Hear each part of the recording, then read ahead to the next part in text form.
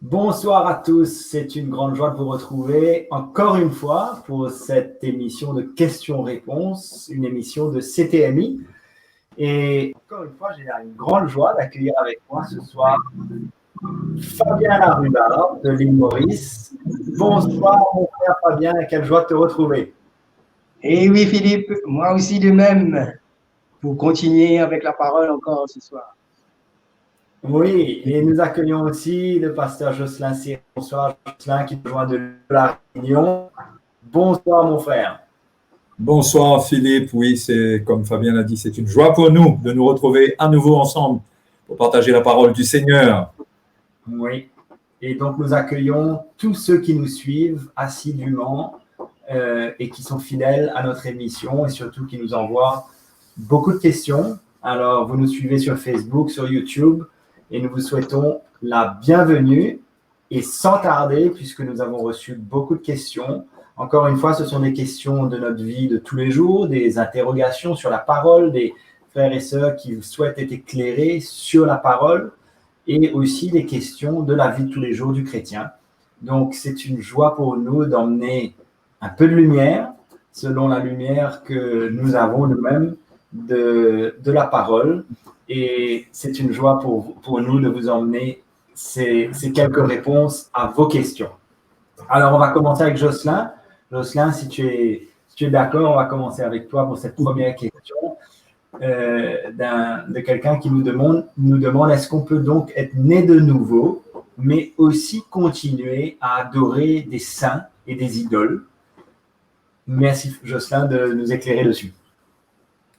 Normalement, si on regarde ce que la parole de Dieu nous enseigne concernant la conversion, on a un exemple direct dans l'épître de Paul aux Thessaloniciens, au chapitre 1 et au verset 9, qui nous montre bien très clairement quelle est l'attitude du chrétien par rapport aux idoles. Paul dit, car on raconte à notre sujet quel accès nous avons eu auprès de vous et comment vous vous êtes convertis à Dieu en abandonnant les idoles pour servir le Dieu vivant et vrai.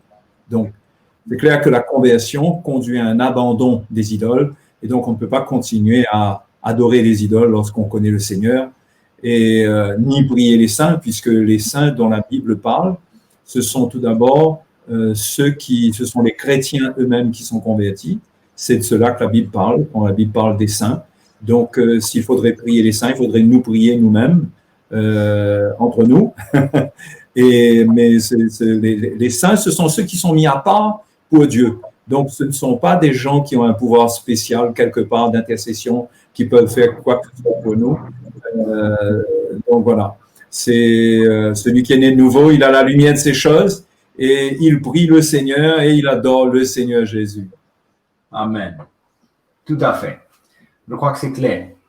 Et alors, Fabien et Jocelyn, une question auxquelles vous pouvez tous les deux répondre. En fait, dans cette question, il y a 3 questions et je vais commencer par la première partie de cette question qui concerne en fait la Trinité. Et c'est vrai que certaines personnes qui viennent au Seigneur ont parfois du mal à comprendre ce que c'est que la Trinité finalement. Quand on parle du Père, de Jésus et du Saint-Esprit. Alors, Fabien, est-ce que la Sainte Trinité est biblique déjà? Bien. Et pour pouvoir aller en profondeur sur ce sujet, il faudra qu'on comprenne que l'apôtre Paul, quand il écrit aux Éphésiens, il dit ceci. Il dit que les mystères d'intelligence qu'il a du mystère de Christ. Alors, Éphésiens 3, 4 nous dit ça. Il dit, en lisant, vous pouvez vous représenter l'intelligence que c'est du mystère de Christ. Il n'a pas été manifesté au Fils des hommes dans les autres générations comme il a été révélé maintenant par l'Esprit aux saints apôtres et prophètes de Christ. Et ces apôtres ont eu la révélation de Jésus et de l'œuvre de l'Esprit et ce que le Père fait. Alors, on voit ici dans un écrit aux Colossiens comment Paul dit ceci dans Colossiens le chapitre 1er, le verset 16, car en lui, c'est-à-dire Jésus, ont été créées toutes les choses qui sont dans les cieux, sur la terre, les visibles et les invisibles, trône, dignité, domination, autorité. tout a été créé par lui et pour lui. Il est avant toute chose et toute chose subsiste en lui. Donc, on voit la Trinité, on voit Jésus, par lequel le Père a créé toutes choses. Et dans la Genèse, on peut voir que l'Esprit de Dieu mouvait au-dessus des eaux. Donc, ces trois sont unis dans la création et aussi dans notre salut. Et nous voyons que quand Jésus ordonne à ses disciples d'aller faire des disciples et de baptiser, nous voyons que dans Matthieu, le chapitre 28, versets 18 à 20, il dit « Allez, faites de toutes les nations des disciples, les baptisant au nom du Père, du Fils et du Saint-Esprit. » Nous voyons le seul Dieu qui agit dans ces trois personnalités différentes. Hein, mais ils sont unis, ils sont un. Alors là, nous voyons que l'apôtre Paul va parler qu'il y a un seul Dieu. Nous voyons aussi dans Hébreux, le chapitre 1er, il dit comment Dieu, après avoir plusieurs reprises parlé de plusieurs manières, par les prophètes, maintenant, Dieu nous a parlé par le Fils qu'il a établi héritier de toutes choses, par lesquelles il a aussi créé le monde, et qui étant le reflet de sa gloire, il est l'empreinte de sa personne. Il soutenant toutes choses par sa parole puissante, et c'est lui qui a fait la purification de nos péchés, et il s'est assis à la droite de la majesté divine dans le lieu très haut. Donc, on ne peut pas expliquer la Trinité, mais on doit l'apprendre comme Dieu se révèle par cette révélation qu'il a donnée aux apôtres, pour que nous puissions, par la foi, comprendre et accepter ce que Dieu est et la manière qu'il agit pour notre salut et ce qu'il nous a révélé. Bien sûr. Alors, on a établi donc que la Trinité est biblique, bien sûr. Et Jocelyn, un petit complément peut-être de réponse à la continuité de cette question. Est-ce que Jésus est Dieu? Oui, j'aimerais juste compléter pour aider la personne qui a posé cette question concernant la Trinité, puisque la Trinité n'est pas mentionnée sous l'appellation Trinité. Bien sûr, c'est une manière théologique d'appeler la composante des trois personnes de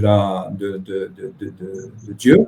Et il y a un verset qui est très simple, c'est 2 Corinthiens 13, où Paul dit lui-même que la grâce du Seigneur Jésus-Christ, l'amour de Dieu et la communion du Saint-Esprit soient avec vous tous. Donc ici, on a écrit littéralement les trois personnes de la Trinité. OK, donc maintenant, la question, est-ce que Jésus est Dieu? J'irai moi dans Hébreux, chapitre 1, parce que je crois que il faut prendre la parole de Dieu pour répondre à ces questions. Hébreux, chapitre 1, j'ai dit, et nous pouvons voir au verset 8 comment l'Écriture nous rappelle comment Dieu parle à son Fils. Là, on n'a pas plus grande autorité que Dieu pour établir la vérité à propos de cette question. Et au verset 8 de l'Épître aux Hébreux, mais il a dit au Fils, parlant du Père, qui a dit au Fils. Voilà comment il parle au Fils. Ton trône, ô Dieu, est éternel. Le sceptre de ton règne est un sceptre d'équité. Tu as aimé la justice et tu as haï l'iniquité. C'est pourquoi, ô Dieu, ton Dieu, t'a oint d'une huile de joie au-dessus de tes collègues. Donc, c'est clair que la parole de Dieu mentionne ce que le Père lui-même a rapporté et qu'il appelle son Fils Dieu. Donc, est-ce que Jésus est Dieu? D'après ce verset, ça ne fait aucun doute. Amen. Oui. Troisième partie de cette question. Maintenant, peut-être Fabien, tu peux nous éclairer.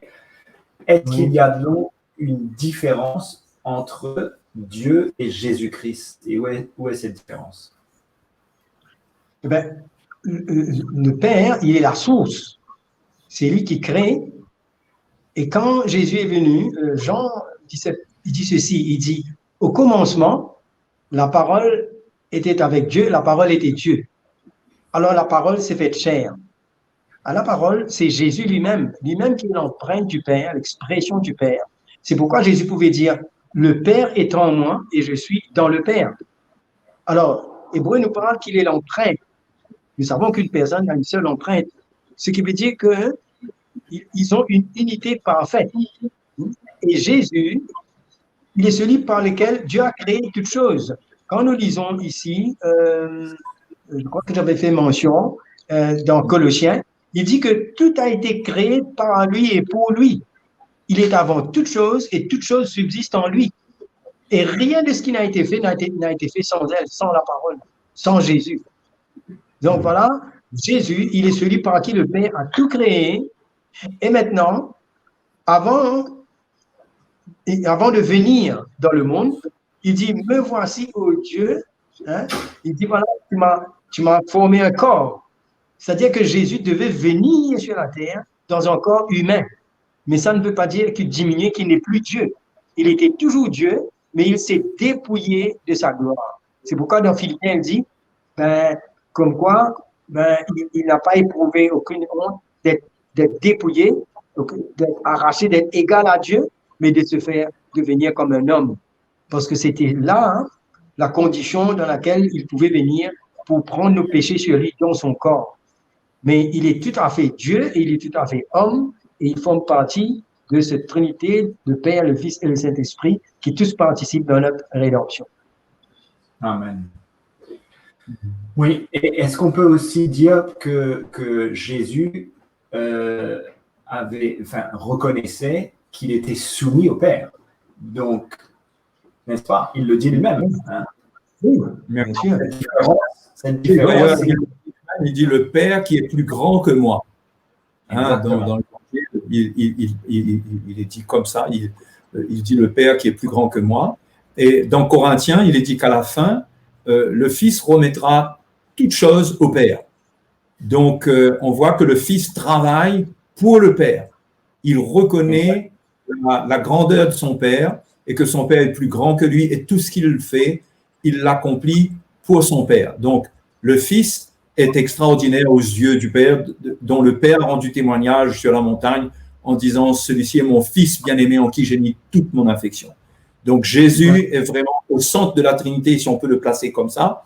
Il est vraiment le centre de toutes les attentions de l'univers. D'ailleurs, le Saint-Esprit se fait discret, bien qu'il soit aussi Dieu, et le Père glorifie son Fils. Jésus est extraordinaire, mais Jésus reconnaît que le Père est au-dessus de tous. Exactement. Il y a une autre différence, c'est que aussi le Seigneur Jésus reconnaît lui-même que dans le calendrier de Dieu, il ne connaît pas tout, puisqu'il dit lui-même que certaines choses, c'est seulement Dieu son Père qui les connaît, la date et l'heure. N'est-ce pas? Oui, dans sa soumission, oui, parce qu'il est soumis, et comme il dit, même quand il était encore sur la terre, il dit « Je fais les œuvres que mon Père fait ». Alors, en tout, il a dit même, pourtant, il avait le pouvoir de donner sa vie ou de la reprendre, mais en toute chose, il a dit, mais que ta volonté soit faite. Et lui, il est celui qui a le pouvoir. Il faut penser qu'il a le pouvoir de pardonner le péché, parce que le Père a remis tout dans ses mains. Alors là, il accorde la vie éternelle à tous ceux que le Père a donné. Et il dit que nul ne peut aller au Père sans lui. Donc, c'est lui le chemin, la vérité et la vie. Alors ça, il faut comprendre que c'est le mystère caché qui est révélé, que même dans le temps du peuple d'Israël, c'était encore caché. Maintenant, nous vivons dans un temps où le Saint-Esprit, maintenant, à travers les apôtres, à travers les prophètes, nous révèle tous ces mystères cachés et l'Église participe à cela. C'est une grâce extraordinaire. C'est pourquoi on ne doit pas expliquer la Trinité, on ne peut pas expliquer la Trinité, mais on doit l'accepter par la foi, ce que Dieu est révélé dans sa parole par les apôtres et les prophètes. Tout à fait. Et la question qui suit, en fait, reste sur le sujet de la Trinité. Et Jocelyn, peut-être tu peux commencer à y répondre. Et quelle personne, finalement, de la Trinité devons-nous prier et adorer? Bon, il est clair, selon les Écritures, que Jésus parle de lui demander des choses. Il dit, mais vous ne pouvez pas vous limiter à me demander, mais demandez aussi au Père en mon nom.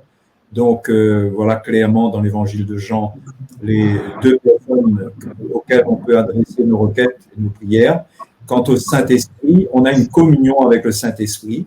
Donc, le Saint-Esprit, dans la parole de Dieu, ne se montre pas comme quelqu'un à qui on doit prier, mais comme il y a une communion avec le Saint-Esprit, on peut bien sûr parler au Saint-Esprit. Il y a des choses qu'on peut dire au Saint-Esprit.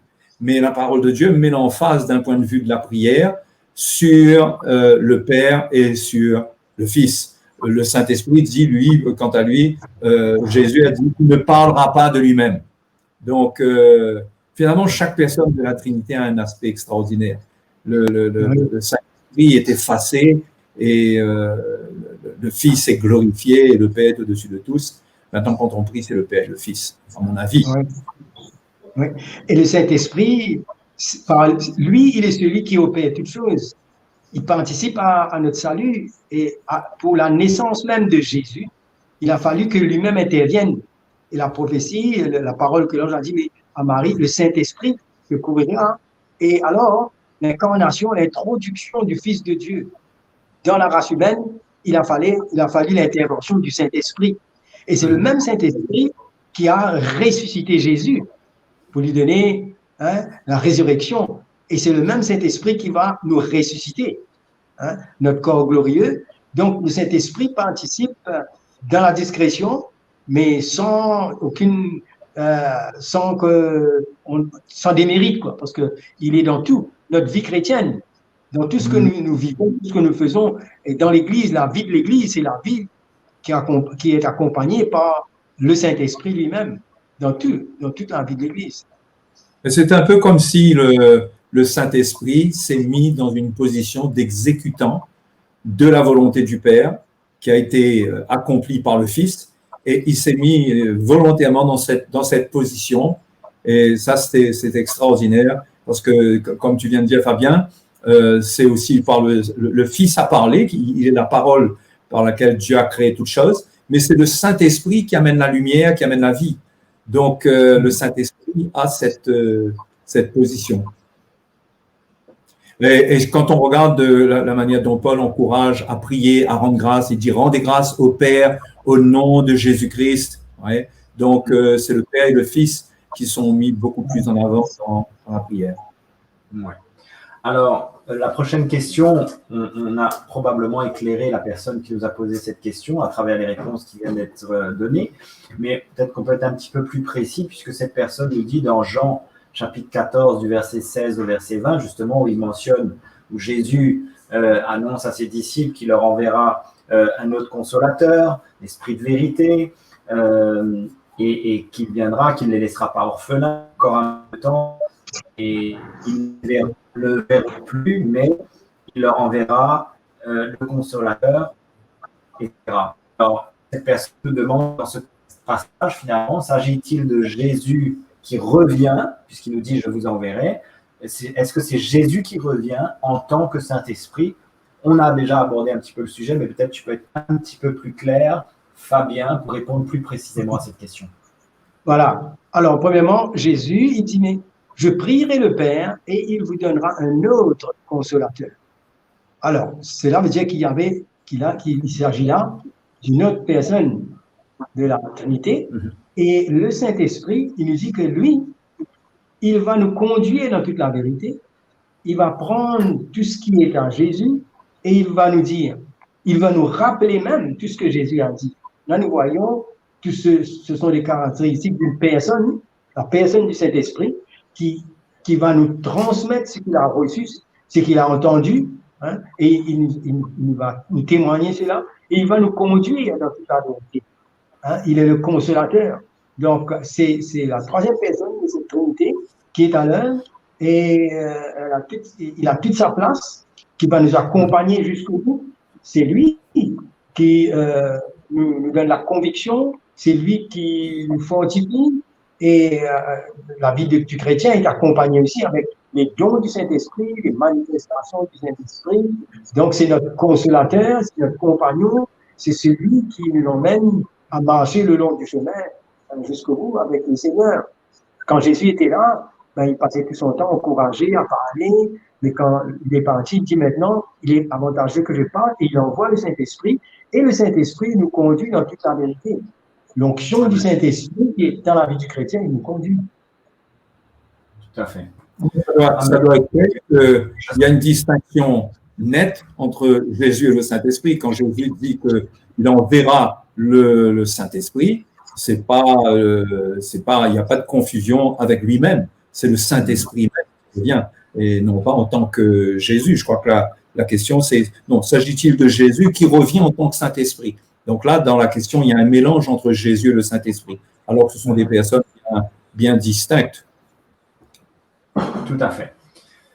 Très bien. Alors, Jocelyn, on reste avec toi pour la prochaine question. Notre attitude ou comment prier finalement, cette personne nous dit, ben, avant, je priais à genoux, peut-être quand il était dans la religion, mais après, je me suis mis à prier debout. J'ai l'impression de prier comme les Israélites, chose que j'aime bien. J'arrive même à chanter par l'Esprit et louer Dieu. Alors, est-ce un péché de prier debout? Finalement, comment est-ce qu'on doit prier aujourd'hui? Bon, premièrement, il faut être clair concernant prier debout. Jésus lui-même mentionne la prière debout, puisque dans Marc chapitre 11, je viens là sur la référence, au verset 25, Jésus dit « Et lorsque vous êtes debout faisant votre prière, si vous avez quelque chose contre quelqu'un, pardonnez, etc. Donc, si c'était premièrement un péché, le Seigneur n'aurait pas mentionné cela comme cela. Mais il faut comprendre que ce qui compte dans la prière, c'est l'attitude de cœur. Ce n'est pas la position corporelle. Hein. Peut-être que sous l'Ancienne Alliance, l'emphase était davantage mise sur le côté naturel, visible de la piété. Mais sous la Nouvelle Alliance, ce qui importe le plus, c'est l'attitude de cœur. Quelqu'un peut prier aussi allongé dans son lit. D'ailleurs, s'il est malade, je ne vois pas trop comment il ferait, si ce n'est de rester allongé et de prier. Alors, ce qui est important, c'est l'attitude de cœur. On ne doit pas croire qu'une position, une posture nous donne un avantage pour plaire à Dieu, pour être agréable à Dieu. Au fait, ça dépend comment on est en train de prier, qu'est-ce qui se passe. Quelqu'un peut ressentir dans son cœur qu'il est brisé et qu'il a des larmes dans son âme, il a envie de répandre son âme devant le Seigneur, et peut-être qu'il sentira qu'il a envie de se mettre à genoux devant le Seigneur, s'humilier devant le Seigneur. Et une autre fois, quelqu'un peut prier très librement debout, parce que ce ne sont pas les mêmes choses qui animent son cœur. Donc, je ne pense pas qu'il y a de règles, mais c'est simplement qu'il faut se laisser conduire spontanément selon ce qui anime notre cœur dans la liberté. Amen. Alors, j'en viens à la prochaine question. Fabien, tu peux commencer, mais bien sûr, Jocelyn, tu interviens. Ben justement, quelle est donc la place de la prière et aussi de la lecture de la parole dans la vie chrétienne? Je crois que deux choses très importantes dans la vie du chrétien.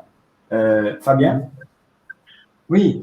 Alors, la lecture de la parole de Dieu et la prière ne doit pas être perçue comme un exercice qu'on fait religieusement pour se sentir bien ou pour qu'on soit apaisé devant Dieu. Ah non, mais c'est par rapport quand quelqu'un, par la repentance et la foi, s'est converti au Seigneur et réalise maintenant qu'il a une nouvelle vie, son esprit revit, et maintenant il a aussi besoin de se nourrir, comme Jésus a dit, l'homme ne vivra pas de pain seulement, mais de toute parole qui sort de la bouche de Dieu. Alors, il s'agit ici qu'il va nourrir son âme, qu'il va se fortifier, s'édifier. Alors, il réalise maintenant qu'il est en communion avec Dieu. Et quand on est en communion, ben, il y a un échange, on parle, on écoute. Hein, et c'est comme cela que la prière trouve sa place dans la vie du chrétien. Et le Saint-Esprit est là quand le chrétien va lire la parole, dans sa marche avec le Seigneur, pour grandir. Ben, c'est l'Esprit de Dieu qui va prendre cette parole et rendre ça vivant en lui, pour l'emmener à discerner ce qui est bon, agréable, ce qui est parfait, la volonté de Dieu. Parce que la volonté de Dieu se retrouve dans sa parole. Parce que nous vivons aujourd'hui dans un monde où on est exposé à toutes les hérésies, des choses. Hein, on a nos idées, les opinions, mais nous, les chrétiens, chaque fois, est nourri par la parole de Dieu. Alors, c'est pas fait techniquement, mais c'est avec liberté, dans la joie, dans une soif. Hein. Il y a une soif que l'Esprit de Dieu met en nous quand on est né de nouveau, on est vivant, on a la vie du Seigneur en nous. D'ailleurs, Paul parle même aux nouveaux chrétiens, il dit désirez comme des enfants nouveau-nés, le lait pur, n'est-ce pas? Le lait spirituel de la parole de Dieu. Donc, c'est la nourriture du chrétien, c'est la manière que le Seigneur va nous construire, va nous fortifier. Et il y a une situation qui se présente devant nous, c'est la parole de Dieu qui est notre guide pour nous montrer comment nous conduire, quelle est la pensée de Dieu. Et le Saint-Esprit est là, en accord avec la parole de Dieu. Il va toujours nous rappeler tout ce que Jésus a dit. Donc, c'est là la place de la lecture de la parole de Dieu et la prière en communion avec le Seigneur. Oui, je pense que c'est important aussi de considérer que la prière et la lecture de la parole de Dieu, ce ne sont pas les fondements de la vie chrétienne. Ce sont des moyens de s'édifier sur le fondement. Parce que quelqu'un peut lire la parole de Dieu et peut prier, mais sans qu'il ait un véritable fondement sur lequel sa vie est posée, qui est stable, et qui, au fait, va donner une orientation particulière à ses prières et va lui donner une inspiration particulière lorsqu'il lira la parole de Dieu. Parce que ce fondement, ça va être la révélation de Christ en lui, la révélation de la croix en lui, et quand cette lumière habite son cœur et qu'il priera, il priera selon la volonté de Dieu. Donc, ça rendra ses prières plus efficaces, étant entendues, écoutées par le Seigneur, parce qu'il s'agit de prières qui sont faites directement en relation avec la révélation de Christ. C'est pourquoi la Bible nous parle de prier dans le nom de Jésus. Donc, la prière, c'est un moyen excellent, effectivement, de s'édifier sur le fondement. Édifiez-vous, il faut s'édifier sur le fondement. Parce qu'on peut se retrouver à prier dans le vide, à prier des prières qui n'ont rien à voir avec l'œuvre de Jésus et qui nous amènent même à avoir des prières abominables. On peut aussi lire la Bible d'une manière qui est très intellectuelle, qui a pour but la connaissance et qui ne nourrit pas notre cœur parce que cela ne correspond pas à la véritable révélation de Christ, Jésus lui-même qui s'est présenté comme notre pain, comme notre manne dans l'évangile de Jean. Donc, il peut y avoir un décalage si on n'est pas sur le bon fondement de la révélation de Christ entre nos prières et Christ et la lecture de la parole de Dieu et Christ. Par exemple, au niveau de la lecture de la parole de Dieu, un chrétien peut être confus entre ce que Dieu dit sous l'Ancien Testament et ce que Dieu dit par le Fils, comme Fabien l'a dit tout à l'heure, dans ces derniers temps, dans Hébreux, l'auteur de l'Épître aux Hébreux dit que dans ces derniers temps, Dieu nous parle par le Fils. Autrefois, il a parlé par le Père. Quand on comprend ce que le Fils est, ce qu'il est venu inaugurer, on va lire sa parole et on ne va pas être confus par rapport à l'Ancien Testament. On va considérer en priorité la parole qui a été délivrée par la bouche du Fils. Et je pense que quand on est dans cette lumière du plan de Dieu, on est sur un bon fondement. C'est là que la Bible est une véritable bénédiction, pas un sujet de confusion comme c'est pour beaucoup de chrétiens malheureusement. Et la prière est aussi un moyen pour nous d'acquérir, d'obtenir, d'hériter les promesses que Dieu nous a faites. Et là, nous n'allons pas prier dans le vide parce que nous prions d'après une lumière qui est claire, qui vient de la parole du Seigneur même. Donc, c'est à ce titre que ces deux points sont très importants dans la vie chrétienne. Oui. Et peut-être pour éclairer certains qui nous suivent et qui ne comprennent peut-être pas ce que tu veux dire par fondation. Parce que c'est vrai que la prière et la lecture de la Bible viennent nous équiper, mais donc la fondation dont tu parles, peut-être tu peux juste en quelques mots nous dire c'est quoi cette fondation? Cette fondation, c'est la révélation de la mort et de la résurrection de Jésus en nous. Et là, nous réalisons que toute notre vie doit être construite là-dessus. Toute la parole de Dieu, elle existe de par cette révélation. Et cette révélation, c'est le message de la croix. Paul a parlé de ce message comme quelque chose qui est fondamental. Toutes les autres doctrines viennent par-dessus, viennent comme des outils pour nous perfectionner, mais le message de la croix, c'est le fondement. Parce qu'il y a tellement de choses sur lesquelles on peut se tromper si on n'a pas ce fondement. Par exemple, on peut donner de la valeur à certaines doctrines qui n'ont rien à voir avec la croix. Quand la croix est le fondement de notre vie, notre manière de vivre est basée sur cette mort, sur la croix de Jésus, Et là, nous apprenons à renoncer à nous-mêmes. Nous avons cette croix profondément. Donc, la manière dont nous allons vivre et la manière dont nous allons prier, tout va procéder de la révélation de cette croix. C'est une lumière qui doit venir. Et malheureusement, le diable a amené beaucoup de troubles là-dessus. D'ailleurs, le légalisme du temps de l'Église primitive est revenu et Paul a mené un combat pour chasser le légalisme de l'Église parce que ça a amené une confusion par rapport aux fondements. Les chrétiens retournaient aux fondements des judaïsants, de la loi de Moïse. Et cela a amené des troubles dans l'œuvre de Dieu qui devait se faire dans leur vie. Donc, c'est important d'avoir ce fondement afin d'avoir une vie de prière qui soit efficace et une lecture de la parole de Dieu qui soit nourrissante. Amen. Je crois très important et je suis sûr que ça a éclairé beaucoup de frères et sœurs, puisque c'est ça le plus important finalement, c'est de comprendre ce que Dieu s'attend de nous et de comprendre qu'il y a un chemin à prendre, qu'il y a une vie à perdre, comme Jésus a dit, hein, si vous voulez être mes disciples, vous devez être prêt à vous charger de votre croix, perdre votre vie. Et je crois que si on accepte de prendre ce chemin, de perdre notre vie, c'est alors que de prier, de lire la parole vient maintenant nous équiper et nous affermir et nous aider sur ce chemin que nous avons pris. Amen. Bien important. Et finalement, la croissance et la maturité vont venir à partir de notre acceptation de suivre Jésus comme il nous l'a demandé. Oui. Hein? Et finalement, la maturité va venir dans le cœur de quelqu'un qui va accepter de prendre ce chemin, de s'identifier aux souffrances de Christ, d'accepter de perdre sa vie, d'être transformé, changé par le Seigneur. Et c'est alors effectivement qu'on lit la parole, on s'édifie dans la prière et ça vient maintenant ajouter et fortifier cette démarche. Donc, très bien, nous sommes arrivés à la moitié de notre émission, ne vous inquiétez pas la fin. Et j'en profite pour accueillir tous ceux qui nous ont rejoints entre-temps. Et je suis Philippe Lebert et j'ai donc avec moi le pasteur Fabien Larubarde de l'île Maurice et le pasteur Jocelyn Seri de l'île de la Réunion. On ne les présente plus, vous les connaissez et ils sont là pour répondre à toutes vos questions. Et je vous rappelle bien sûr que vous pouvez visitez notre site web www.ctmi.org où vous trouverez beaucoup de contenu et de cours bibliques et d'enseignements et toutes sortes de contenus très édifiants qui vous aideront et vous encourageront dans votre marche chrétienne. On continue avec nos questions. Jocelyn, on va revenir vers toi.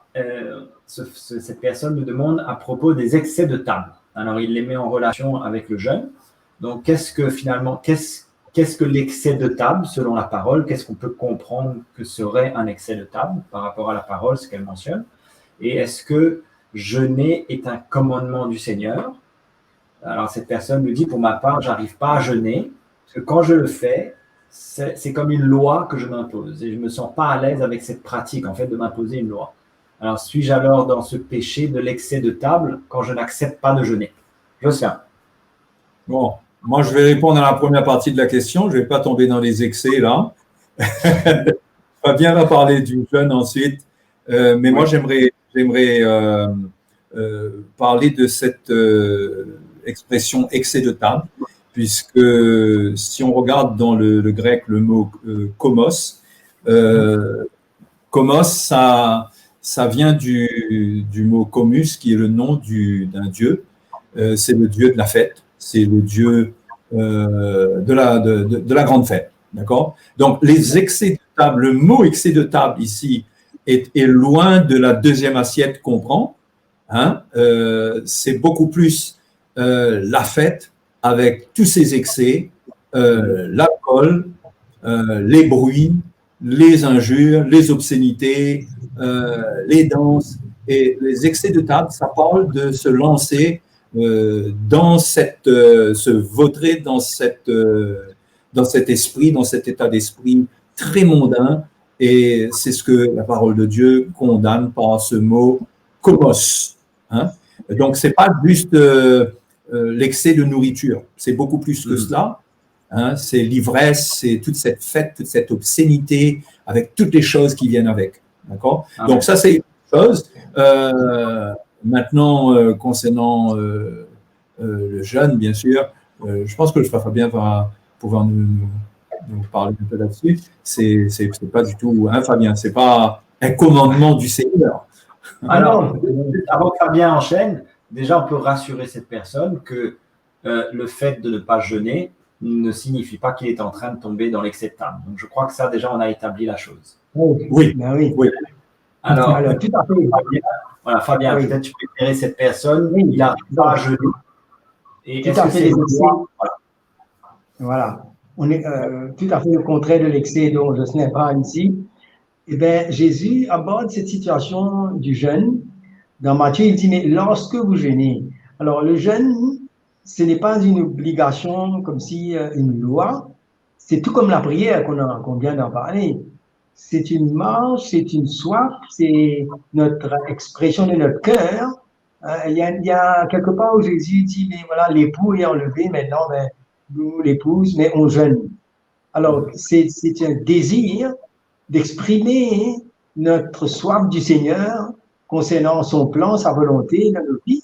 Et alors, on se prive de la nourriture. Alors, ce n'est pas pour se rendre plus juste, ce n'est pas pour que Dieu puisse nous aimer plus ou quoi que ce soit.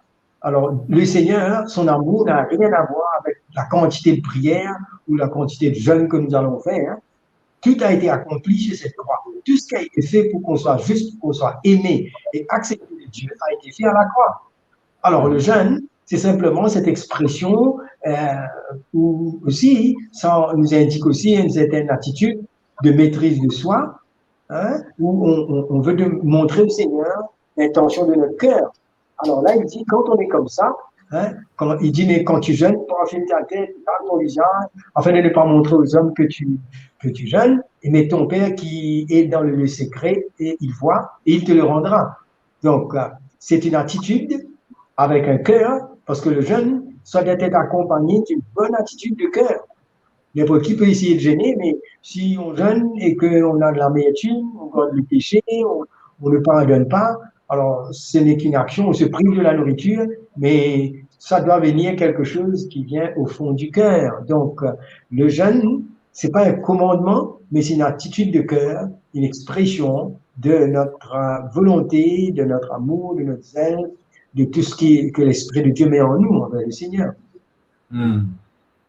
Si je peux rajouter quelque chose, Philippe et Fabien, que quand on regarde le contexte dans lequel sont écrits ces trois, j'appelle ça des outils de piété, la prière, l'aumône et le jeûne, on voit que Jésus commence par une phrase, il dit « Gardez-vous » au chapitre 6, verset 1, « Gardez-vous de pratiquer votre justice devant les hommes pour en être vu. » Donc, c'est ce que tu viens de dire, Fabien, on ne jeûne pas pour être vu. Et le Seigneur va mettre l'emphase là-dessus concernant l'aumône, concernant la prière et concernant le jeûne. Mais ici, ce qui est intéressant de noter, c'est qu'il parle de pratiquer votre justice, c'est-à-dire la mesure dans laquelle vous estimez que quelque chose est juste. Voilà trois moyens pour vous de pratiquer votre justice. Et quand Jésus dit votre justice, il s'agit de la manière dont vous concevez librement la justice, ce que vous estimez être juste. Et là, on va prier. La justice, c'est ce qu'on pratique envers les autres, parce que l'injustice, c'est ce que les autres souffrent de notre part. Or, et là, on voit que la justice, c'est un moyen de soulager les souffrances des autres. Donc, prier, jeûner et l'aumône sont des moyens que Dieu nous donne pour soulager notre prochain. Hein? C'est pourquoi dans Ésaïe 58, quand Ésaïe 58 parle du jeûne, ça parle de dénouer les liens de la méchanceté et même de donner notre repas à notre prochain.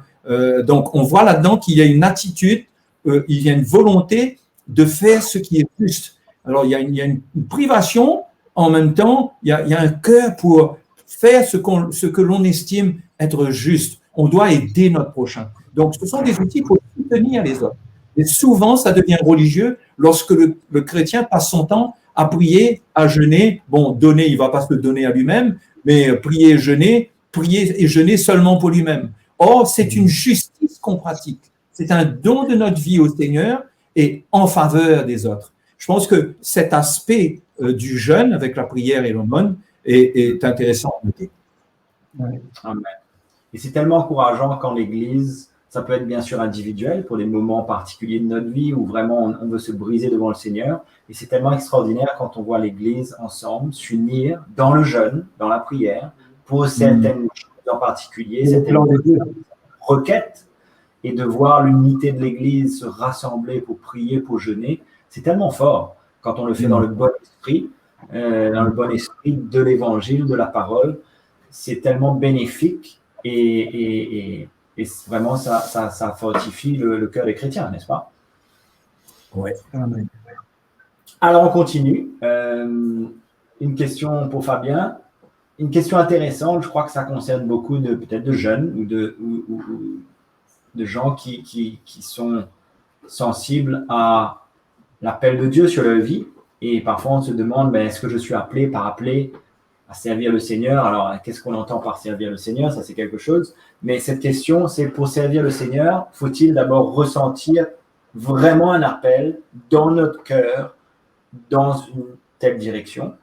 Et deuxième partie de cette question, où doit-on servir Dieu dans n'importe quoi en attendant d'être confirmé là où Dieu nous appelle vraiment à le servir? Alors, Fabien, peut-être tu peux commencer à éclairer cette personne. Alors, quand quelqu'un est né de nouveau, tout le monde est appelé à servir le Seigneur. Maintenant, chacun selon la fonction, selon l'appel que Dieu a préparé pour la personne. Alors, normalement, il faut comprendre que on ne peut pas servir le Seigneur sans sa grâce, sans son esprit. Et c'est l'esprit de Dieu lui-même qui met en nous le vouloir et le faire, comme dit l'apôtre Paul. Et le départ, c'est de faire des choses, de se rendre premièrement disponible. Si nous voulons servir le Seigneur, il ne faut pas rester le bras croisé et regarder, attendre que Dieu nous parle d'une manière spéciale. Mais on est dans l'Église et il y a des besoins autour de nous. Il y a notre cœur qui a besoin de parler. Et quand on se met disponible, il y a des choses en nous, des éléments qui vont apparaître, qui vont monter à la surface. Et il y a des choses que on va se sentir plus à l'aise de faire, qui vont nous attirer. Et c'est comme ça qu'on se met disponible. Et alors, la première chose, c'est de commencer à servir, à sortir de soi-même comme Jocelyn, à parler de la prière, du jeûne. On est concerné par l'Église parce que quand on sert, on sert les autres. On ne cherche pas à servir pour avoir un nom, pour être reconnu, mais on donne sa vie pour les autres.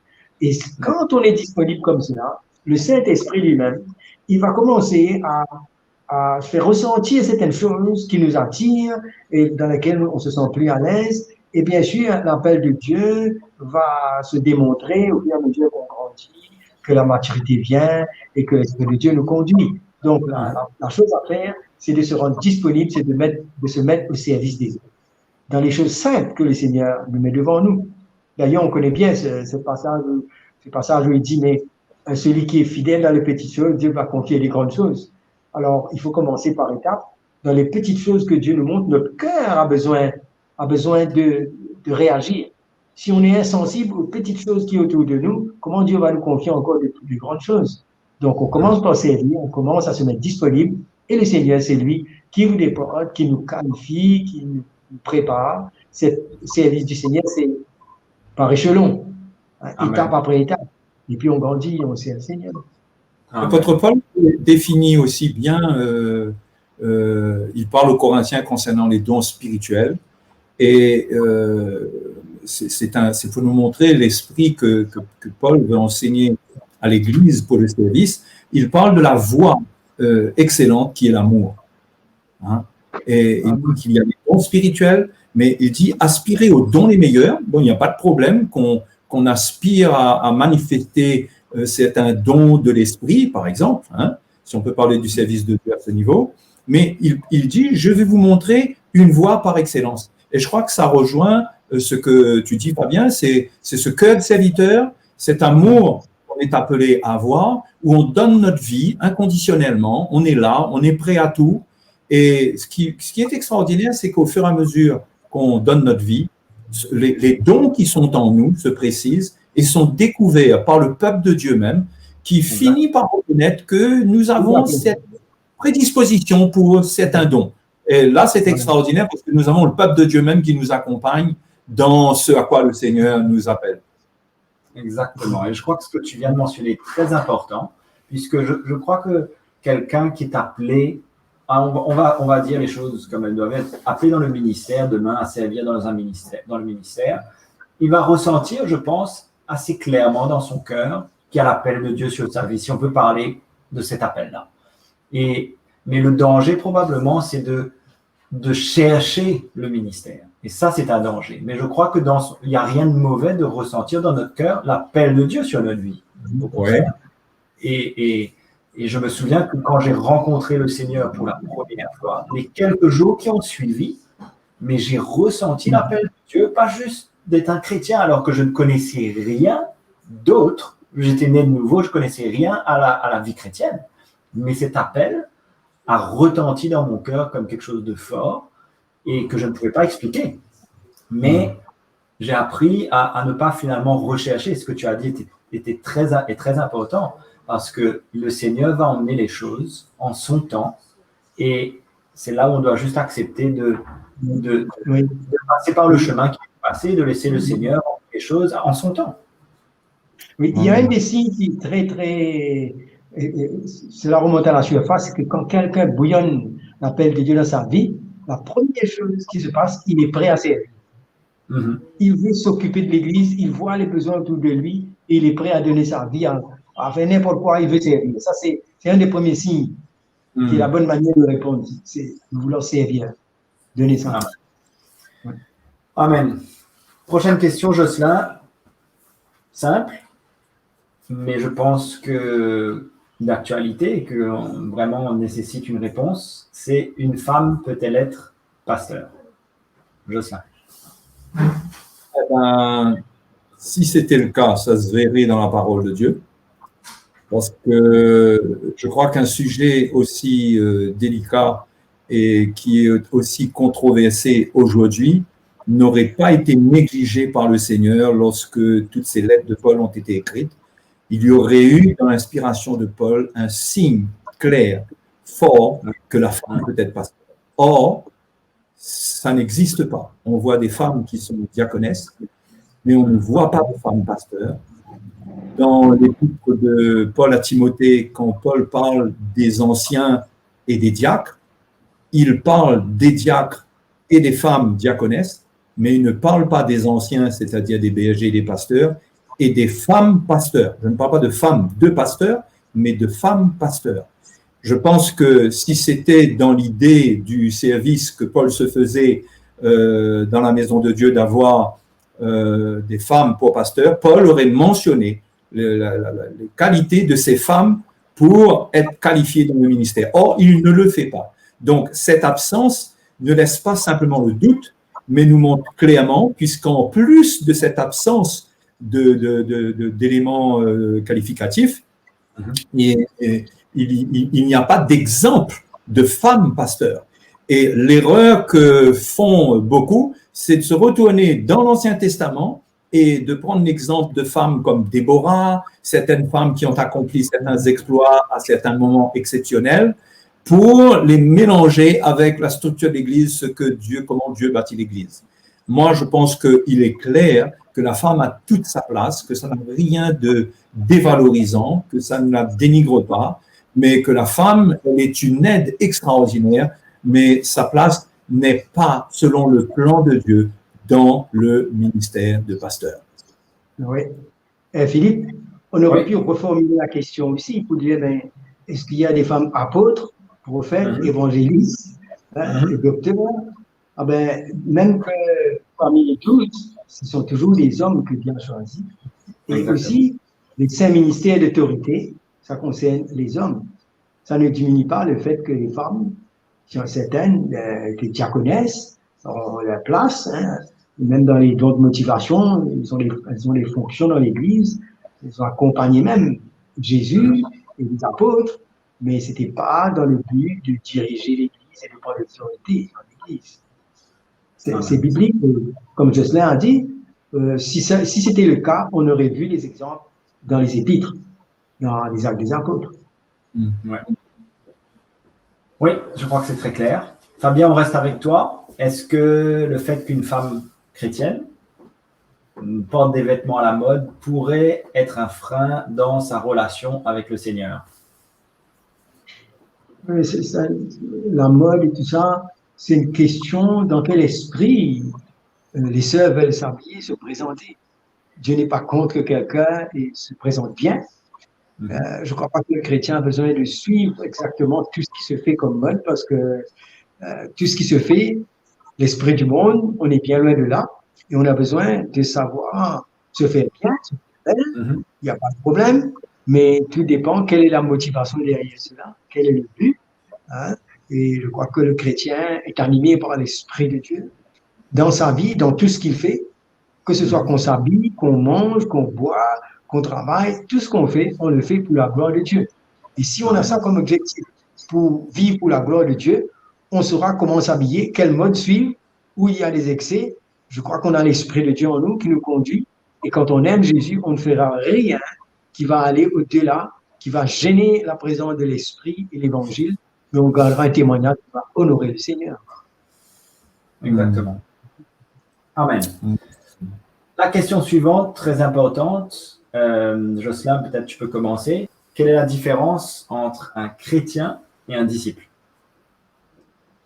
Différence entre un chrétien et un disciple. Alors, normalement, il ne devrait pas y avoir de différence. Un chrétien devrait être un disciple. Au fait, le mot chrétien est arrivé beaucoup plus tard, lorsque l'église d'Antioche est née. C'est à Antioche que les chrétiens, que les croyants ont été appelés en premier chrétiens.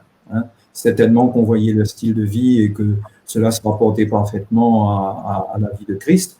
Donc, on les appelait chrétiens. Mais avant cela, ceux qui se convertissaient étaient appelés disciples. Donc, lorsqu'on est de nouveau, on prend notre baptême, on devient un disciple du Seigneur. On peut appeler ça comme on veut, mais quand on est né de nouveau, on est baptisé. Le plan, c'est qu'on prenne notre croix, qu'on suive le Seigneur, qu'on serve le Seigneur. Et voilà. Maintenant, c'est sûr que l'appellation chrétien est plus commune aujourd'hui que de dire disciple. Quand on dit disciple, ça peut même parfois avoir une connotation légèrement péjorative parce que ça donne l'impression qu'on peut suivre un gourou ou voilà, son disciple. Mais ça devrait être équivalent, puisque je ne vois pas en quoi un chrétien il est appelé à vivre moins qu'un disciple ou un disciple moins qu'un chrétien. Quand on est chrétien, on est né de nouveau, on doit servir le Seigneur. Il n'y a pas d'échelon encore à atteindre, à passer. Il n'y a pas d'étape à passer pour dire qu'on passe de chrétien. Moi, pendant un peu de temps, je vais être chrétien, c'est-à-dire que vous ne pouvez pas trop compter sur moi. Je suis un chrétien, je ne suis pas encore un disciple. Mais quand je serai disciple, je serai dans une autre étape, vous allez pouvoir compter sur moi. Ah ben non, les premiers chrétiens, quand ils ont accepté le Seigneur, la Bible dit qu'il y a eu des disciples. Il y a eu 3000 disciples. Hein. Donc, c'est direct. On devient disciple du Seigneur. Alors, on appelle ça chrétien ou disciple, ça revient à la même chose. Très clair. Oui. Voilà. On n'est pas plus spirituel en étant un disciple. On est tous appelés un disciple à suivre Jésus. Voilà, c'est clair. Donc, chrétien disciple, c'est un seul. Nous sommes tous appelés à être des chrétiens disciples. Alors, une question importante, parce que d'ailleurs, on retrouve dans l'Évangile, dans le Nouveau Testament, des modèles, justement, de la personne qui nous pose cette question, qui parle de la couverture spirituelle par un père spirituel. Donc, qu'est-ce qu'on pense de la couverture spirituelle par un père spirituel? On retrouve ce modèle dans le Nouveau Testament. On pense à Paul et Timothée, Paul et d'autres fils qu'il avait dans l'esprit. Fabien, peut-être tu peux commencer cette relation. Et qu'est-ce qu'on en pense finalement à la lumière de l'Évangile? Oui, mais on doit réaliser que le Seigneur, c'est lui qui a mis la structure. Alors, on doit comprendre que le Seigneur nous appelle à nous soumettre aux autorités spirituelles que lui-même a établies dans l'Église. Hein. C'est-à-dire, l'autorité spirituelle qu'il y a dans l'Église, c'est les anciens. Et les anciens qui sont là pour surveiller le troupeau. D'ailleurs, dans les Actes des Apôtres, au chapitre 20, au verset 28, Paul dit ceci aux anciens. Il dit, prenez garde à vous-même et à tout le troupeau sur lequel le Saint-Esprit vous a établi, évêque, c'est-à-dire surveillant, gardien, berger, pour nourrir, pour paître l'Église du Seigneur qui s'est acquise par son propre sang. Donc, Dieu a choisi, par le Saint-Esprit, des hommes qu'il a établis pour pouvoir veiller sur l'Église, les garder, les nourrir. Et il revient maintenant aux chrétiens de considérer cette structure et cette fonction pour arriver à se soumettre. Alors, Hébreu, si on peut dire aussi, dans Hébreu, le chapitre 13, verset 17, il nous dit « Obéissez à vos conducteurs et ayez pour eux de la déférence, car ils veillent sur vos âmes, comme devant en rendre compte, qu'il en soit ainsi, afin qu'ils le fassent avec joie et non en gémissant, ce qui ne vous serait qu'un avantage. » Alors, nous voyons qu'il y a une attitude envers les conducteurs. Ce n'est pas une attitude comme si un patron ou un gourou, comme je l'ai mentionné. Mais non, là, c'est une relation spirituelle pour la protection de l'Église. Parce qu'il faut réaliser, on parle souvent des hérésies, des fausses doctrines, de toutes sortes de choses qui peuvent venir sur notre chemin. Et on a besoin de rester dans la saine doctrine. On a besoin des saints ministères. Qui sont là, qui sont donnés à l'Église pour garder l'Église, pour nous édifier, nous construire, afin que nous puissions servir le Seigneur de la manière que lui veut. Donc, on a besoin d'avoir cette attitude de soumission aux anciens qui seront l'autorité spirituelle que le Seigneur a emmenée. Et la Bible nous dit aussi, soyez soumis les uns aux autres. Non? Donc, c'est comme ça qu'on est couvert. On ne se choisit pas des gens qu'on met sur nous, techniquement, ou quelqu'un parce qu'il a fait l'étude biblique ou quoi que ce soit. Mais c'est un appel, et je crois que le Seigneur s'est donné à ses brebis de berger selon son cœur. Alors c'est à nous de discerner qui on suit, qui sont ceux qui sont appelés du Seigneur et qui nous parlent de la part du Seigneur pour pouvoir obéir et soumettre notre vie afin qu'on soit sous la protection et qu'on soit nourri de la bonne manière. Ouais, c'est bon quand même lorsque la question est posée. Comment est-ce qu'elle est posée encore? Que penses-tu de la couverture spirituelle par un père spirituel? Couverture spirituelle, parce que c'est là où le bas blesse souvent aujourd'hui, c'est que les gens sont à la recherche d'un genre de protection spirituelle, mais c'est à la limite presque superstitieux. C'est-à-dire qu'on voit cela dans le monde chrétien, on a des jeunes qui veulent ouvrir des églises, qui veulent se lancer dans le ministère et qui ont besoin de la bénédiction d'un papa spirituel. Alors ça, c'est autre chose. Mais la véritable, si on peut parler de couverture spirituelle, c'est le fait qu'en tant que serviteur de Dieu, on reconnaisse un ministère, en l'occurrence dans la parole de Dieu, la Bible nous montre le ministère apostolique qui est porteur de ce cœur de père spirituel pour les serviteurs de Dieu en priorité. D'ailleurs, dans l'exemple que Fabien donne, les anciens qui vont rejoindre Paul, c'est lorsque Paul les a convoqués, les a rencontrés, ils se sont mis, lorsque Paul leur a dit qu'ils ne les reverraient pas, et ils ont tous pleuré parce qu'ils avaient cette relation de fils avec lui. Et ça, c'est la vraie couverture spirituelle. Ce n'est pas une bénédiction qu'on vient arracher de la bouche d'un serviteur de Dieu pour nous dire « c'est bon, je te relâche pour le ministère ». Mais ça vient amener une relation entre des serviteurs et un serviteur de Dieu qui a l'onction, une onction paternelle. Il a ce cœur pour accompagner les serviteurs de Dieu et pour s'assurer que le service ne sera pas empreint de légalisme, que tout va se faire dans le bon esprit. Je crois que dans ce sens, c'est important, si je reprends l'expression, avoir une couverture spirituelle. Oui, c'est important d'avoir une protection spirituelle, mais ce n'est pas quelque chose d'automatique, ce n'est pas quelque chose de superstitieux, ça engage notre vie, ça demande de la soumission, et je crois que ça, c'est important pour tous les pasteurs d'avoir une telle connexion pour être sécurisés dans le service, dans le soin qu'ils apportent à l'Église. Oui. Et il s'agit aussi, il faut savoir reconnaître l'onction dans la vie de ces hommes. Vous voyez comment même Pierre a reconnu l'intelligence que Paul a eue concernant les mystères de Christ, concernant les révélations qu'il a reçues. Donc, c'est pas quelque chose de technique, c'est un témoignage de l'esprit et une attitude de soumission pour reconnaître l'onction de Dieu dans la vie de tels hommes. À tel point que Paul même a dit à une église que vous pouvez avoir plusieurs maîtres, mais vous avez un seul père, donc vous n'avez pas plusieurs pères. Donc, les pères, là, il s'agit des hommes qui ont cette autorité spirituelle, apostolique, et qui parlent réellement de la part de Dieu, qui ont la révélation du plan de Dieu dans le cœur pour l'Église. C'est sérieux, hein? Là, c'est quelque chose de très important. Hein? C'est ça, ce sont les apôtres d'ailleurs qui ont fait face à toutes les hérésies, à toutes ces mensonges pour ramener tout le temps l'Église vers la saine doctrine. Donc, ce sont des onctions d'autorité à laquelle on a besoin. Là, on peut dire qu'on a besoin de cette couverture. Exactement. Très important. Et d'ailleurs, on a le modèle. Et c'est vrai que peut-être ce modèle qu'on retrouve dans la parole a pu conduire à certains abus.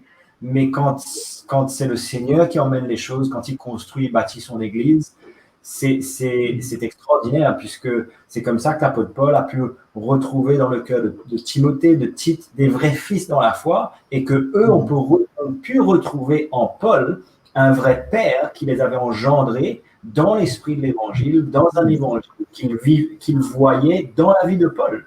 Hein? Et c'est comme ça qu'il dit, si je reprends le verset que tu viens prendre, dans 1 Corinthiens chapitre 4, verset 15, il dit « Car même si vous aviez 10 000 maîtres en Christ, vous n'avez cependant pas plusieurs pères, puisque c'est moi qui vous ai engendré en Jésus-Christ par l'évangile. » Et là, il dit « Je vous en conjure, donc soyez mes imitateurs. » Et c'est là qu'il dit « Je ne peux pas vous envoyer n'importe qui. » Et il dit « Pour cela, je vous ai envoyé Timothée, qui est mon enfant bien-aimé, fidèle dans le Seigneur, et il vous rappellera quelles sont mes voies en Christ et quelle est la manière dont j'enseigne partout dans les églises. » On voit clairement qu'il y avait un modèle que Paul était devenu pour les autres, pour Timothée, pour Tite, et un modèle à suivre, et il le dit souvent.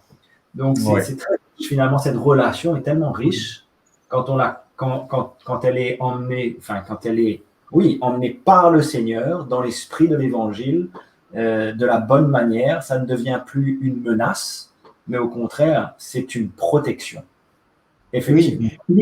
Oui, Philippe, par exemple, ça me vient comme ça. Tu vois, quand il y avait des problèmes doctrine, des situations assez importantes, sérieuses dans l'Église, on voyait que les apôtres et les anciens s'étaient réunis pour pouvoir arriver à donner une direction du Seigneur.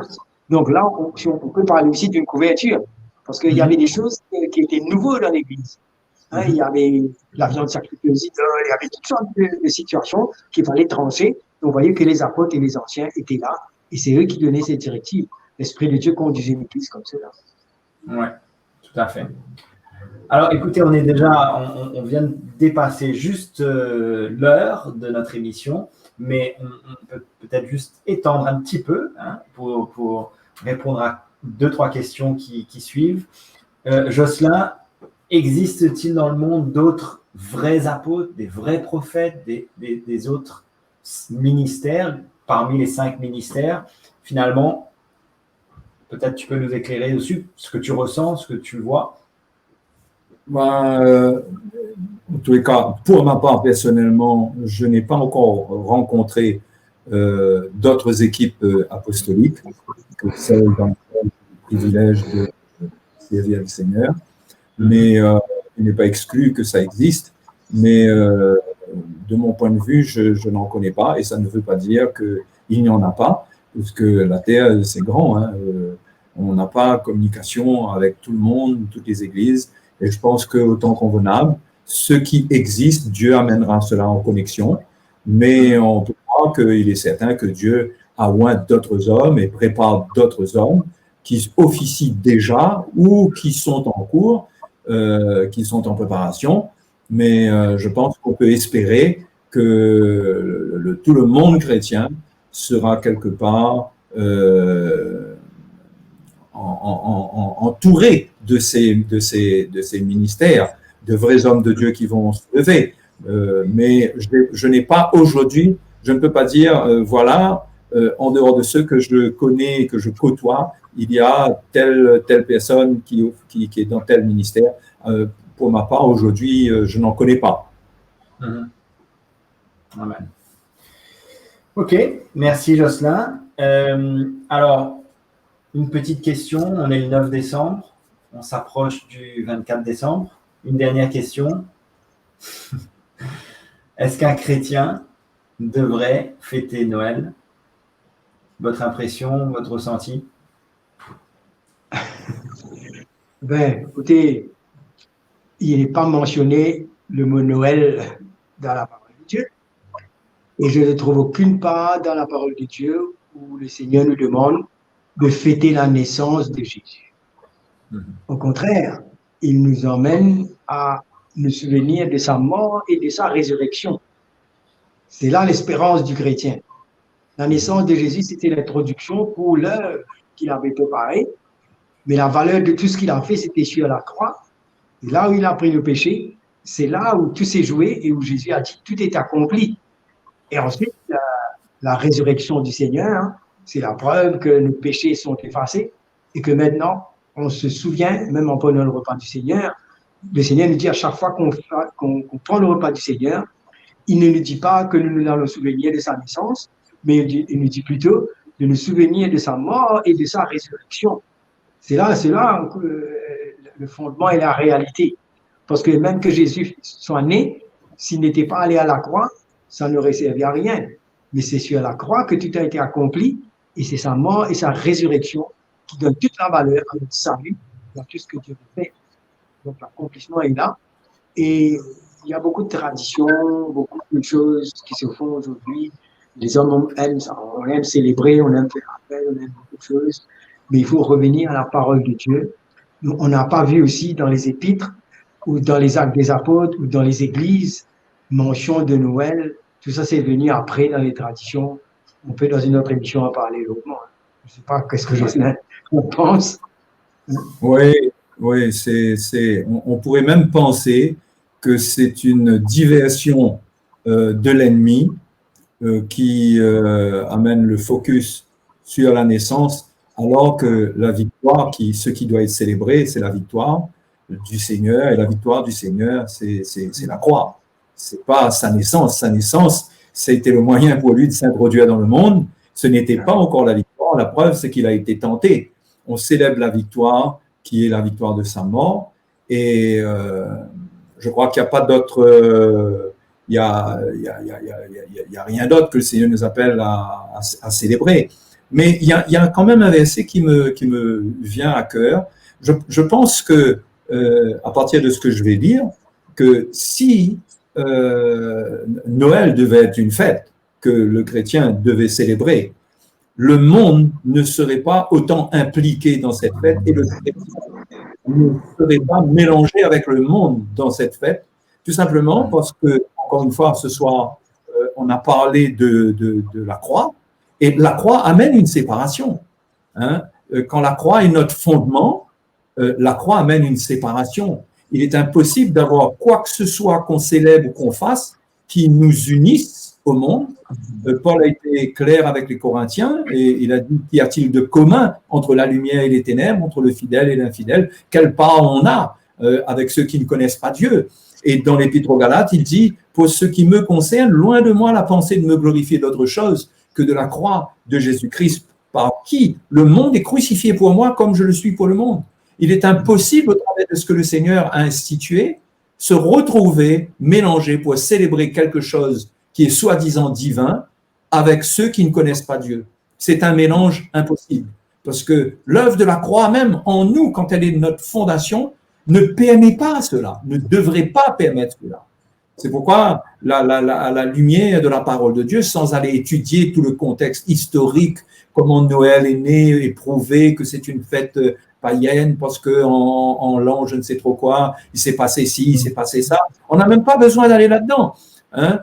Quand on voit ce que Noël est aux yeux du monde, on peut comprendre que le chrétien ne devrait rien avoir à faire là-dedans, parce qu'on est séparé du monde. On est dans le monde, mais on n'est pas du monde. On ne peut pas fêter ce que le monde fait. C'est là les pièges dans lesquels les chrétiens peuvent tomber, d'ailleurs, dans ces derniers temps. Dans ce mélange, c'est comme le peuple d'Israël, lorsqu'ils ont attendu Moïse, et que Moïse tardait, ils ont fait le veau d'or, ils se sont lancés dans toutes sortes de fêtes, et là, il y a eu les orgies, il y a eu toutes sortes de choses mauvaises. Et le chrétien doit faire attention au piège de l'idolâtrie. Paul avertit cela dans 1 Corinthiens chapitre 10, comment le piège de l'idolâtrie, c'est-à-dire quand il y a ce genre de fête, ce genre de choses qui est initié du monde, qui n'est pas de Dieu, et le chrétien se joint à cela, cet esprit idolâtre peut le prendre dans sa chair et l'amener, le faire tomber dans le péché. Donc, je dirais que non seulement un chrétien ne devrait pas, mais ça peut même être dangereux pour lui en certaines circonstances. Merci Jocelyn, très clair. Fabien aussi, merci encore. Vous avez été d'un grand soutien et beaucoup d'éclaircissements par rapport à la parole du Seigneur, la parole de Dieu et toutes ces questions que ceux qui nous suivent nous posent. Et je suis sûr qu'au cours de ces dernières semaines et cette année, beaucoup de chrétiens ont été éclairés par vous deux et par Mickey, par Jean-Louis et par tous ceux qui ont été avec nous, Roland. Donc, je veux vraiment vous remercier, Fabien, Jocelyn, Mickey, Roland, Jean-Louis, qui ont été avec nous pendant cette année. Et nous sommes arrivés au bout non seulement de cette émission, mais aussi de notre année, puisque dans pas trop longtemps, nous allons passer à l'année 2021. Alors, je veux vraiment d'abord remercier aussi tous ceux qui nous suivent, tous ceux qui nous envoient toutes leurs questions. Et nous espérons vraiment que cette émission vous aide et vous éclaire. Donc, on va se retrouver. Oui. Je pense qu'on peut souhaiter à tous ces frères et sœurs d'être joyeux cette fin d'année dans le Seigneur. Exactement. Soyez joyeux dans le Seigneur. Restez dans le Seigneur. Ne vous égarez pas dans des choses que Dieu n'a pas établies et qui ne sont que des pièges. Exactement. Ma dernière parole de l'année. Régissez-vous dans le Seigneur. Oui, dans les frères du Seigneur, tellement riche. Voilà. Et donc, voilà, nous allons nous retrouver l'année prochaine, ne vous inquiétez pas, ce n'est que dans quelques semaines, donc dans pas trop longtemps. Et bien sûr qu'on vous communiquera la date à travers YouTube, à travers les réseaux sociaux, vous retrouverez la date, ne vous inquiétez pas, on revient vite. Et nous serons là pour répondre encore une fois à toutes vos questions. Alors n'hésitez pas, continuez à les envoyer puisque nous les reprendrons en début d'année prochaine. Voilà, alors on se quitte sur ces quelques paroles. Merci encore à tous les deux d'avoir été là ce soir.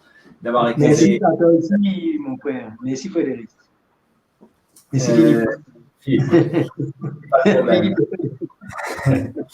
Et je vous remercie et à très vite et au revoir à tous ceux qui nous suivent. C'était une bénédiction d'être avec vous et de pouvoir vous aider. Et moi-même, j'ai été richement béni. Donc voilà, tout le monde a été enrichi. On vous aime, on se retrouve très vite. À l'année prochaine.